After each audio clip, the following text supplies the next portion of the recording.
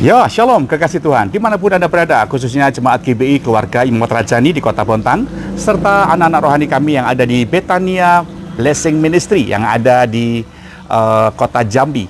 Hari ini saya percaya bahwa setiap kita senang sekali jika kita boleh merasakan perbuatan baik dari sesama kita, terlebih lagi dari Tuhan. Tuhan Yesus sendiri dalam setiap harinya dari kita lahir, bahkan oleh karena kemurahan Tuhan, kita telah lolos dari fase-fase pandemi. Kalau sampai hari ini kita bisa hidup, bahkan tidak pernah berkekurangan di masa pandemi, sekalipun mungkin Bapak Ibu pernah mengalami lembah-lembah kekelaman di fase yang namanya pandemi COVID-19, tapi saya percaya Tuhan tidak pernah meninggalkan kita. Dia selalu mengajak saudara untuk merasakan kebaikannya, bukan? Dan kebaikan Tuhan itu bisa dirasakan oleh setiap kita melalui orang-orang yang ada di sekitar kita. Ada saja daripada saudara, bahkan saya juga, yang merasakan kebaikan Tuhan melalui kebaikan orang-orang di sekitar kita. Ada yang memberikan berkat kepada kita, bahkan yang menolong kita pada saat-saat kita di lembah kekelaman. Dan Bapak Ibu kekasih, seperti indahnya bagaimana saudara merasakan kebaikan orang yang Tuhan berikan dalam kehidupan setiap kita, demikian juga Tuhan rindu supaya kita menjadi orang yang berbuat baik. Karena kebaikan itu merupakan salah satu dari buah roh.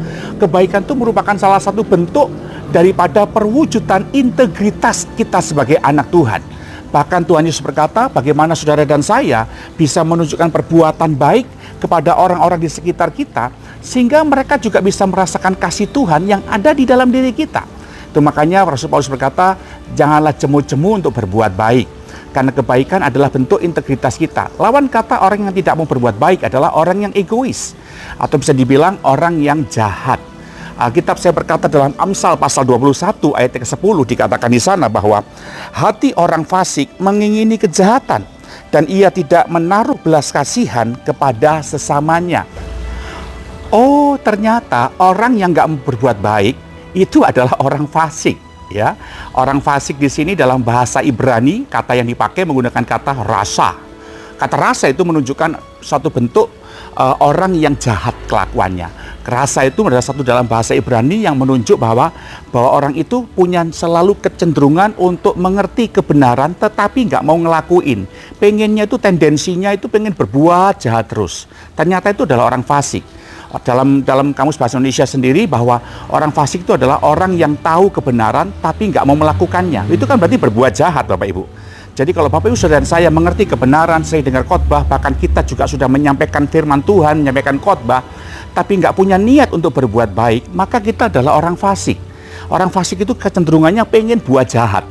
Nah, ketika Anda berbuat jahat, pasti merugikan, menyakiti, atau menyengsarakan sesama kita. Ada sesuatu yang kita ambil dari mereka untuk kesenangan diri kita sendiri. Itu orang fasik. Itu bukan mentalitas integritas seorang anak Tuhan. Tuhan mengajak pada kita bahwa betul-betul kita selalu pengen memiliki belas kasihan. Karena orang fasik nggak punya belas kasihan. Dalam bahasa kerennya itu tega. Kalau saudara tega, ya orang lain kesusahan, Anda tega melihat orang lain menderita, Anda tega untuk melihat orang lain mengalami yang namanya kesengsaraan, Anda menutup diri dengan kenyamanan sendiri, itu namanya orang fasik. Nah, orang jahat itu biasanya dapat dikategorikan dalam beberapa hal. Yang pertama, orang fasik jahat dalam soal perkataannya, tutur kata atau tutur jempolnya. Nah, dia menjadi orang yang suka menyindir, dia jadi orang yang suka nyakitin orang, mengungkapkan kesombongan dari apa saja yang dia punya, kemudian dia sama si A ngomong lain, sama si B ngomong lain, sama si C ngomong lain, tujuannya untuk kepentingan diri sendiri. Itu orang fasik. Tujuannya apa Bapak Ibu? Supaya dia mendapatkan kejahatan untuk kesenangan diri sendiri. Bahkan banyak sekali bentuk-bentuk dosa yang diucapkan oleh orang fasik melalui perkataannya. Lalu kejahatan yang kedua juga bisa diungkapkan lewat perilaku. Perilaku bagaimana dia melakukan sebuah tindak kejahatan, misalnya mencuri, kemudian korupsi, kemudian berzina, kemudian merugikan atau mengambil hak milik orang lain. Bahkan dia menjadi orang yang mungkin merusak nama baik orang lain.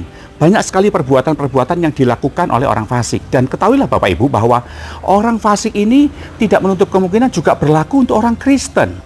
Dia sering keluar masuk gereja, tapi tidak punya kerinduan untuk memiliki belas kasihan. Cenderungannya adalah selalu ingin berbuat jahat. Itu orang fasik. Maka saya berdoa supaya Bapak Ibu hari ini membuang jauh-jauh mental kefasikan dan selalu berkata kepada Tuhan, Tuhan, saya mau menjadi terang dan garam. Terang dan garam ini adalah satu perintah Tuhan Yesus bagi kita sekalian untuk kita bisa mempengaruhi orang-orang di sesama kita, supaya kita menjadi orang yang berdampak. Buat apa sukses kalau hidup Anda nggak berdampak? Toh Anda mati nggak bawa kesuksesan. Gelar kita cuma satu, almarhum atau almarhumah. Itu makanya selagi masih kita hidup, kirimkanlah material pembangunan rumah Anda di surga dengan perbuatan baik kita di dalam Yesus Kristus. Di sana ada ketulusan, Anda berbuat baik, tidak pengen dipuji orang, Anda berbuat baik supaya ada orang lain bisa merasakan keseimbangan di dalam berkat Tuhan. Dan bagian itu yang Tuhan inginkan dari saudara dan saya, supaya nama Tuhan dipermuliakan. Bukankah kita berkata supaya ketika orang lain memuliakan Bapa di surga, waktu melihat perbuatan baik kita, itu yang Tuhan harapkan. Itu sebabnya saya ngajak Bapak Ibu kasih mulai hari ini untuk kita sama-sama terus berbuat baik. Ada orang-orang yang kita bantu, hamba-hamba Tuhan, pekerjaan Tuhan. Intinya bagaimana di masa sulit ekonomi ini Anda tidak dikepung oleh selfishness atau mementingkan diri sendiri atau egois, tapi punya hati yang peduli sama sesama kita.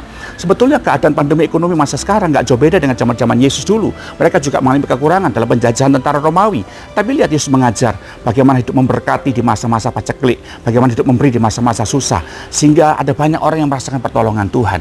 Dan kekasih Tuhan, bukankah kita berkata terlebih berkat memberi daripada menerima? Itu adalah wujud perbuatan baik. Tunjukkanlah integritas Anda sebagai anak Tuhan dengan berbuat baik dalam perkataan dan juga dalam tindakan.